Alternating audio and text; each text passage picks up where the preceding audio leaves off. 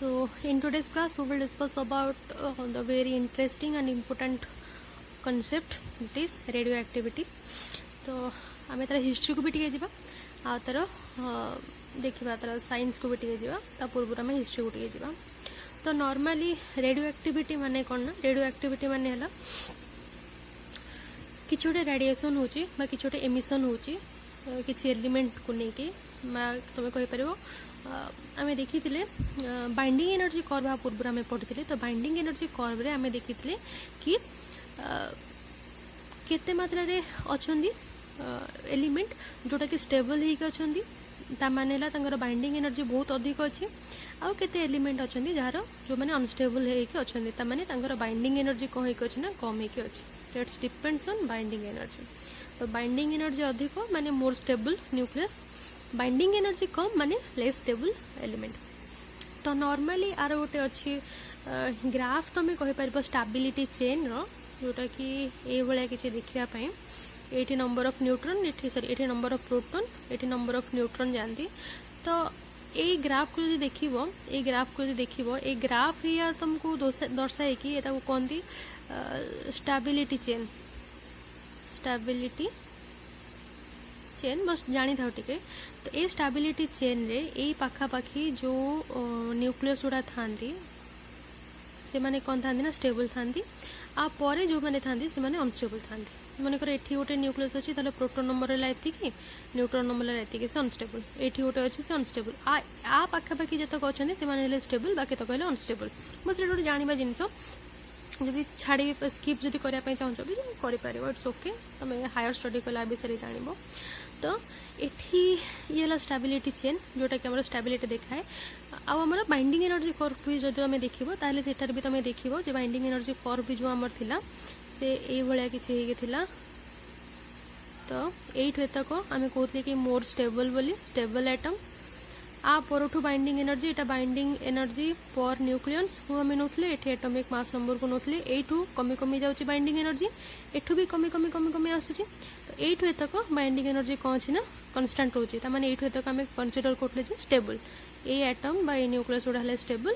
आ परे आ पूर्व जो मैंने रहिले से माने कौन रहिले ना अनस्टेबल रहिले।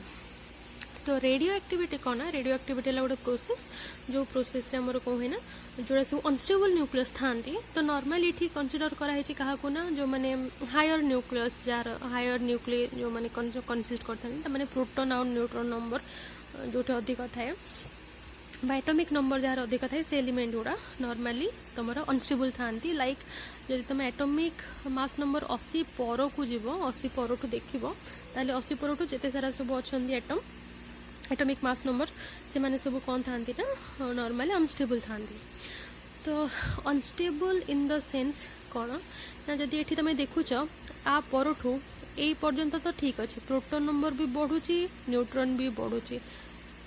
प्रोटॉन बढ़ुची न्यूट्रॉन बढ़ुची, प्रोटॉन बढ़ुची न्यूट्रॉन बढ़ुची। बट आउ जदि किसी आग को तुम जाऊच ताने तुम देखो जे प्रोटॉन नंबर तुम जिते बढ़ाऊच प्रोटॉन नंबर बढ़ुनी मात्र न्यूट्रॉन नंबर कौन हो जाऊँ ना इनक्रीज हो जाऊँचे। ताने प्रोटॉन नंबर कौन अच्छी ना स्मॉल अच्छी किंतु न्यूट्रॉन नंबर कौन हो जाऊँ ना लार्ज अच्छी। फॉर एग्जांपल धरिनियो तुम पाखे अच्छी 30टा प्रोटॉन आउ तुम पाखे अच्छी धरिनियो 60टा न्यूट्रॉन, 60टा कौन अच्छे न्यूट्रॉन एटमिक मास नंबर धरिनियो for example let it be ए रोचे के तुम 90। तो यही केस मान कौन ना 30टा प्रोटॉन है बेलू न्यूट्रॉन रोचे कितना 60टा ताने ये बालांस ही ना 30-30 ही ना कि पाखापाखी ही ना गोटे बहुत कम रहा बेलू आ गोटे कौन होता है ना बहुत अधिक होता है। तो यही केस रे बा आउ गोटे गोटे जगह तुम मे भी देखिपार एमती कि प्रोटॉन नंबर तुम अधिक थाए न्यूट्रॉन नंबर तुम कौन थाए ना कम थाए। ताने से केस रे भी तुम हुए कौन एक्चुअली न्यूक्लियस भितर गोटे फेनोमेनन हुए न्यूक्लियस भितर किए था प्रोटॉन प्लस न्यूट्रॉन। तो जदि प्रोटॉन अधिक अच्छी न्यूट्रॉन कम अच्छी ताहले से भितर गोटे फेनोमेनन हुए जो कि प्रोटॉनटा कन्वर्ट हो जाए न्यूट्रॉन को, आ जदि न्यूट्रॉन अधिक अच्छी प्रोटॉनटा कम अच्छी तमाम अनस्टेबल होकर अच्छा गोटे अधिक गोटे कम तार अनस्टेबल होकर से मैंने कौन चाहते ना स्टेबल चाहते से स्टेबल होकर समस्ते जेकोसी जिनस तुम दुनिया में चाहूच समस्ते ग्राउंडेड होकर रहा चाहते स्टेबल होकर रहा चाहते कहीं भी अनस्टेबल होकर रहा चाहते आइदर से मनीष हो जीवजंतु हूँ या फिर न्यूक्लियस हो तो जेहेतु ये अनस्टेबल अच्छा मैंने गोटेकर नंबर बहुत अधिक थिला बेले आ गोटे नंबर बहुत कम अच्छी से अनस्टेबल अच्छा से कौन चाहिए एवं स्टेबल होगापाई चाहिए तो जिते से स्टेबल केते जिते इक्वाल नंबर हे धरिनियो प्रोटोन कौन अच्छी ना अधिक अच्छी न्यूट्रॉन कौन अच्छी ना कम अच्छी ताने ये कौन अच्छे ना बालांस ही ना स्टेबल ही ना तो स्टेबल केते जिते न्यूट्रॉन कौन हम न्यूट्रॉन टी अधिक हम प्रोटोन टी कमी जीव तो से केस रे कौन ना प्रोटोन न्यूट्रॉन को कन्वर्ट हो जाए या फिर जदि न्यूट्रॉन अधिक होगी प्रोटोन जदि कम होती भी अनस्टेबल होती स्टेबल ना न्यूट्रॉन अधिक प्रोटोन कम तो से केस रे कहे ना न्यूट्रॉन कन्वर्ट हो जाए प्रोटोन को तो ये जो कन्वर्ट होती जिते प्रोटोन न्यूट्रॉन को कन्वर्ट हो न्यूट्रॉन प्रोटोन को कन्वर्ट हो से टाइम से कौन करती ना किसी एनर्जी रेडिएट करती रेडिएट करके जिनस से किसी रे से मैंने आपर आम पढ़ा सी रे गुड़ा कौन कौन सब से रेडिएट करके स्टेबल हो जाती स्टेबल हाँपाई ट्राए करती तो अच्छा अच्छा ये जो प्रोटोन न्यूट्रॉन को कन्वर्ट होची बा न्यूट्रॉन प्रोटोन को कन्वर्ट होची एटा तमे मान तो करोनो एटा तम माने करूचो कि करोनो से माने न्यूक्लियस भितरे ड्यू टू अनस्टेबिलिटी से जिनसटा होची तो सेथि पई कुहा जाय एटा हला गोटे स्पोंटानियस प्रोसेस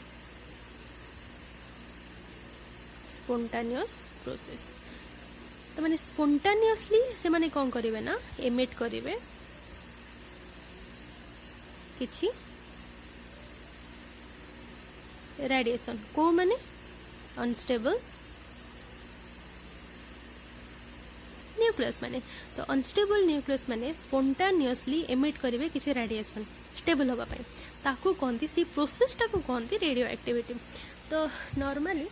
आर गोटे मूवी भी आसी मैरी क्यूरी आई थिंक ये फिर रेडियो एक्टिविटी और गोटे इंग्लिश मूवी आसी तुम यदि चाहब ताहले देखिपर तुम बहुत सारा इनफॉरमेशन में भी कलेक्ट कर थ्रू दैट मूवी तो नॉर्मली हुए कौन ना ये आमर ये जो रेडियो एक्टिविटी जिनसटा ये आमर बाहर करते हेनरी बाहर करते किए बाहर करते हेनरी तो तांको ना हला जड़े से French scientist Henry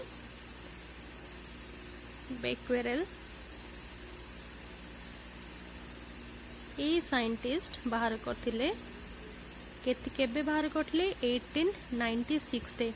are I think 1 year पूर्व तुम एक्सरे बाहरी जाता एक्सरे जिते बाहरला से एक्सरे को लेकिन बहुत फैसिनेट थे एक्सरे विषय से बहुत जानापी ट्राए करते एक्सरे को तो देन से 1896 रे ये कौन कले ना हेनरी बेक्वेरेल ये जो रेडियो एक्टिविटी को डिस्कवर कले रेडियो एक्टिविटी डिस्कवर केमती कले आम जो तार हिस्ट्री को जीवा आर हिस्ट्रीटा बहुत इंटरेस्टिंग तो नॉर्मली कौन हुए ना तार हिस्ट्री को आम ए जाऊे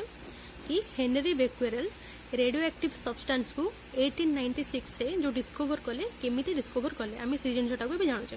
तो ये जिनस है कौन एक्चुअली सी नॉर्मली किसी जिनस काम करते से नॉर्मली किसी जिनस बहुत सारा धातु को लेकिन बहुत सारा सब्सटेंस बा एलिमेंट को लेकिन से कौन करते ना काम करते तो तांकर टेबुल ड्र रे से बहुत सारा कौन रखी ना बहुत सारा एलिमेंट रखी जार एटॉमिक नंबर बहुत हाई तो ये से बहुत सारा कौन रखी ना एलिमेंट रखी प्लस ए ड्र रे से कौन करते ना से नॉर्मली किसी फ्लोरोसेंट मटेरियल उपर काम करते तो एठी से कौन रखी ना एठी से किसी तुम जो किसी फ्लोरोसेंट मटेरियल रखी से किसी रखी सब्सटेंस जमती कि फ्लोरोसेंट मटेरियल जमती कि तुम कैमेरा आगुरी जो रील वाला कैमेरा से रील गुड़ा तुम फ्लोरोसेंट मटेरियल कहीपर तो से भाया किसी फ्लोरोसेंट जिनस से ब्लैक कलर पेपर रैप करिकी एठी कौन करते ना रखी ब्लैक कलर पेपर रैप करिकी भितर फ्लोरोसेंट पेपर गुड़ाक मटेरियल गुड़ाक प्लेट गुड़ाक सी ए ड्र भितर रखी आ जानी भी ना सी भितर किसी अलग धातु मान भी थिले तो दिने हठात तो फ्लोरोसेंट मटेरियल कौन ये क्वेश्चन तुम पाखे आसीपे तो नॉर्मली आमर अच्छे गोटे लुमिनस मटेरियल लुमिनस मटेरियल जहाँ पर भी से काम करले। तो लुमिनस मटेरियल है 2 प्रकार। लुमिनस मटेरियल है 2 प्रकार, गोटे है फ्लोरोसेंट FLUORESCENT फ्लोरोसेंट मटेरियल, आ गोटे तुम कहती फॉस्फोरेसेंट PHOSPHORESCENT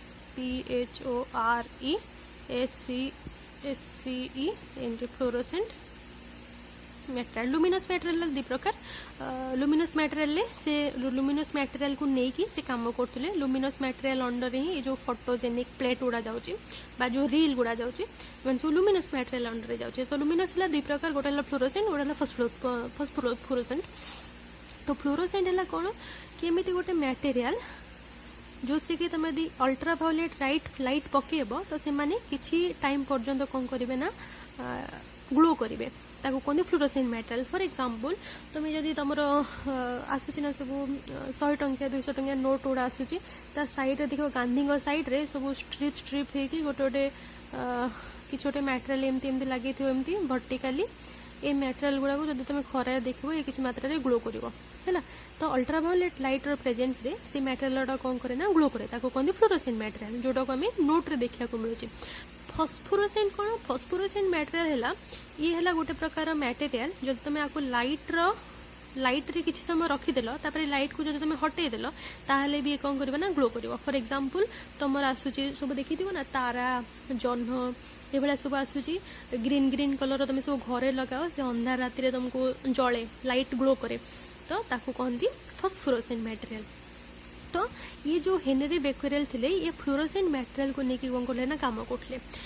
तो फ्लोरोसेंट मटेरियल को लेकिन काम करते या अजाणत ये बहुत सारा एलिमेंट भी से ड्र रे रखी दी। तो हठात दिने से ड्र खोलला बेलू से कौन देखले ना से भितर कि छोटे मटेरियल ग्लो करुच्ची कौन करुच्ची ग्लो करुच्ची। तो से जानी पारे कि एक्चुअली ये ग्लो करुच्ची कौन पाई, को मटेरियल एमती ग्लो करुच्ची कौन पाई ग्लो करुच्ची। तो तापर एटू से देखिले कि एठी जो फोटोजेनिक प्लेट से माने सब पेपर गुड़े के रखी ब्लैक पेपर रैप करके रखी से सब कौन हो ना ब्लैक हो जाए नष्ट हो जाए। ये ग्लो करुच्ची मटेरियल जो धातु रखी से धातु किसी धातु कौन कर ऑटोमेटिक लाइट एमिट करुच्ची बा ग्लो करुच्ची। आ ये जो पेपर गुड़े के ब्लैक पेपर गुड़े किसी जो रील बा फ्लोरोसेंट मटेरियल बा लुमिनस मटेरियल रखी से कौन हो जाए ना पूरा कला हो नष्ट हो जाए। तापरे से जिनटा कौन एक्साइटेड करेला जानिया पाई कि एक्चुअली ये जिनटा कौन को जिनटा एमती आ भितर ग्लो करुच्ची। देन आप आर किछि वर्ष पर तुम किए पायरी आ मैरी क्यूरी ये दी जन पायरी होचंदी मैरी क्यूरी हजबैंड से दी जन कौन कले ना से भी रेडियो एक्टिविटी उपरे काम करते आपर आउ 3टा मटेरियल बाहर कले। गोटे है तुम ये रेडियम, गोटे है तुम पोलोनियम आ गोटे I think thorium I think thorium ये 2टा ऊपर से कौन कले ना काम करते। आ 2टार मटेरियल से देखिले कि रेडियमटा है बहुत एक्टिव बहुत मात्रा कौन कर रेडिएट करुच्ची एमिट करुच्ची किसी मात्रा रेडिएशन आज कंपेयर टू पोलोनियम। तो ये 2टा मटेरियल को लेकिन से कौन कले ना एक्सपेरिमेंट करते मैरी क्यूरी आउ पायरी। तो सी जो तुम कौन रेडियो एक्टिव सब्सटेंस रो जो डिस्कवरी पाई तो मैरी क्यूरी जेहेतु ये 3 जन जाक एका संगे बाहर कर इनवॉल्वमेंट अच्छी मैरी क्यूरी पायरी आउ हेले कि हेनरी बेक्वेरेल एमानंकु 1906 रे 1906 रे एमानंकु कौन मिला ना नोबेल प्राइज मिला discovery of radio active substance.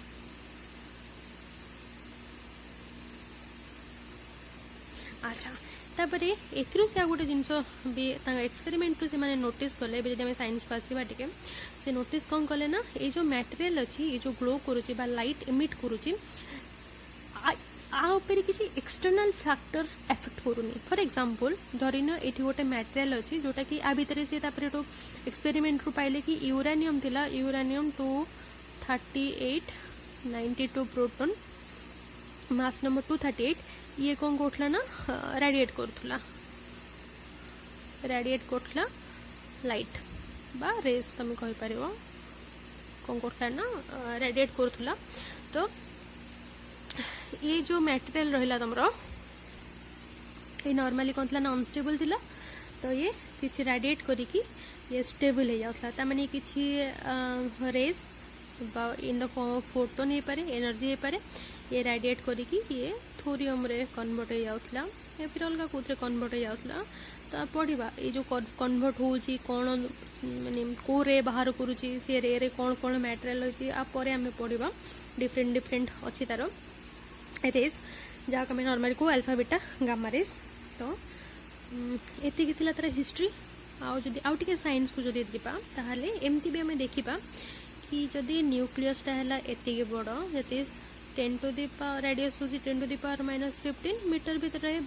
1 Fermi भीतर रहे न्यूक्लियस ता भीतर कौन था प्रोटोन आउ न्यूट्रॉन था प्रोटोन आउ न्यूट्रॉन मिसिकी न्यूक्लियस भीतर था तो जितेबाला अनस्टेबल हो जाए माने कौन प्रोटोन आउ न्यूट्रॉन मात्रा रे बैलेंस न रहे इम्बालांस हो जाए आइदर प्रोटोन बहुत अधिक हो जाए या फिर न्यूट्रॉन बहुत अधिक हो जाती से कौन हुए ना प्रोटोन आइदर तुम न्यूट्रॉन को कन्वर्ट हो जाए या फिर न्यूट्रॉन प्रोटोन को कन्वर्ट हो जाए तो धरी नियो एठी तुम कौन होगला ना बहुत सारा प्रोटोन होगला बहुत सारा कौन होगला प्रोटोन होगला तो जेहेतु ये बहुत सारा प्रोटोन अच्छा धरी नियो या फिर जेकोसी मटेरियल जब बहुत हो गले जेहेतु बहुत हो गले से कौन हुए ना तुम ये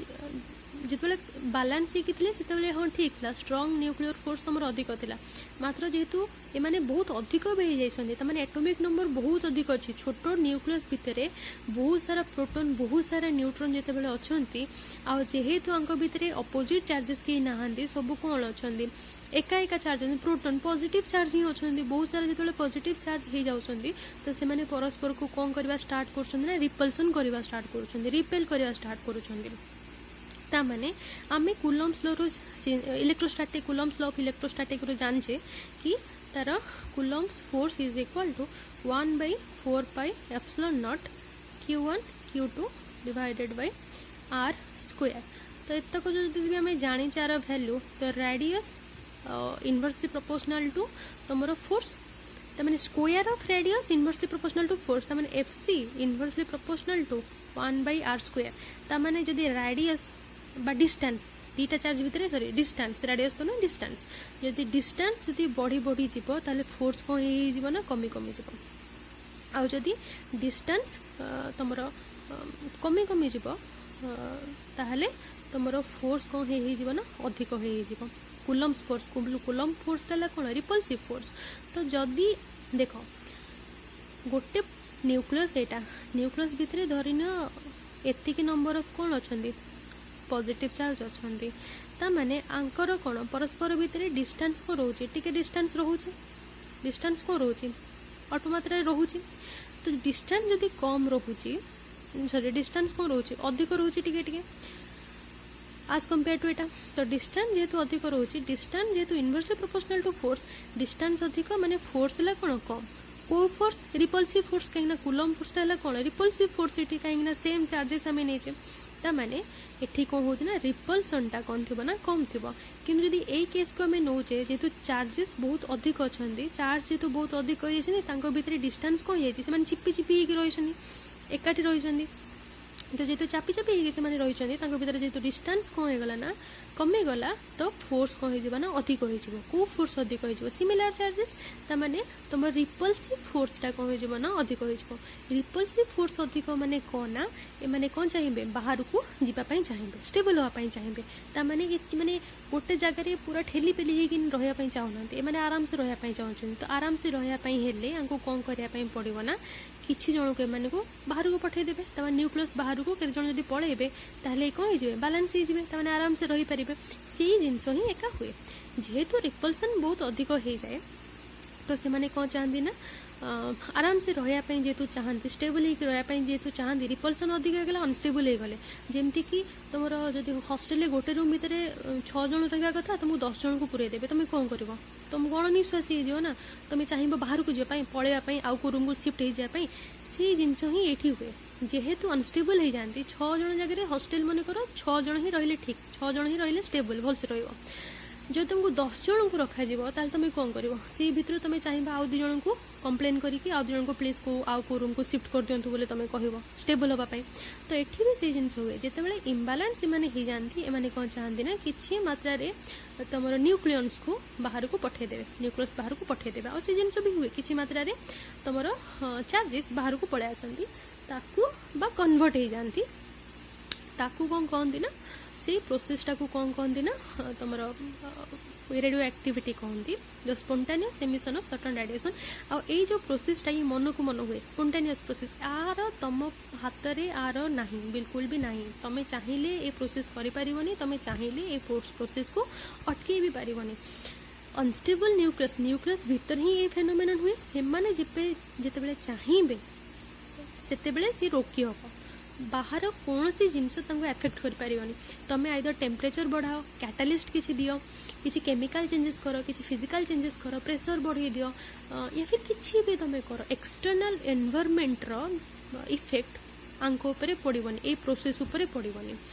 आंक इजे गोटे रैंडम प्रोसेस तुम कहि पारिबो तांको इच्छा जे केते बेले भी हेई पारे केते बेले भी एमिट करि पारंती माने रेडिएशन आ स्पोंटेनियस मन को मन करि चलंती कि तुम ऊपर मैंने डिपेंड करती यही प्रोसेस को कहती कौन ना रेडियो एक्टिविटी। तो रेडियो एक्टिविटी माने है कौन ना the spontaneous emission of certain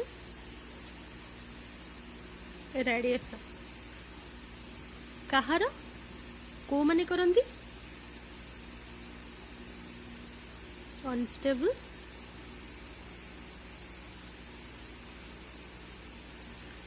nuclei माने करंती। तो this is about it. Unstable nuclei माने स्टेबल हाँपा कौन करंती किसी रेडिएशन को एमिट करंती ताकू कहती से प्रोसेसटा को कौन कहती रेडियो एक्टिविटी कहती। रेडियो एक्टिविटी रे हुए कौन रेडियो एक्टिविटी रे हुए या कि किसी मात्रा रे से स्टेबल हाँपाई आइदर प्रोटॉन न्यूट्रॉन को कन्वर्ट हो जाए या फिर न्यूट्रॉन प्रोटॉन को कन्वर्ट हो जाए से माने किसी एनर्जी रिलीज कर दियंती छाड़ी दियंती या फिर किसी मात्रा रे चार्जेस को बाहर कर दियंती से प्रोसेसटा को कौन कहती रेडियो एक्टिविटी कहती। कौन पाई हुए अनस्टेबल जेहेतु न्यूक्लियस थाए अनस्टेबल स्टेबिलिटी पाइबा पाई से माने कौन करंती एमिट करंती रेडिएशन बा डिसइंटीग्रेट करंती भी कहि परिबो डिसइंटीग्रेशन भी कहि परिबो डिसइंटीग्रेशन ऑफ अनस्टेबल न्यूक्लियस बा nuclei to become a stable nucleus भी कहि परिबो। तो ये एक्सटर्नल फैक्टर ऊपर डिपेंड करेनी टेम्परेचर हो कैटालिस्ट हो तुम किसी केमिकल चेंजेस करो फिजिकल चेंजेस करो जेकोसी भी चेंज करो आंक उपर किसी फरक पड़ोनी। ये प्रोसेसटा गोटे स्पोंटेनियस प्रोसेस स्पोंटेनियस माने आपे आपे हुए तुमर किसी लेना देना ना सी जिते चाहिए हम आउ से माने रेडिएट कर दियंती किसी जिनस। तो ये कथा रेडियो एक्टिविटी नेक्स्ट क्लास में कौन पढ़ा एम जो रेडिएट करती को जिनस रेडिएट करती कौन कौन रे को फॉर्म रे रेडिएट करती से रे कौन कौन कंसिस्ट करते आम नेक्स्ट क्लास रे पढ़ा। होप कि तुमको बुझा पड़ी थी एति ही कथा नॉर्मली ताको एक्सप्लेनेशन इलाबोरेट करी से आउट लंबी गला कहीं जेकोसी जिन तुम पढ़ुच तर हिस्ट्री विषय भी कौन पाई जिन बाहर से विषय भी जाना तुम निहाती दरकार। तो बहुत इंटरेस्टिंग चैप्टरटे भल लगे बुझापी ट्राए कर जदि डाउट है you are free to ask me.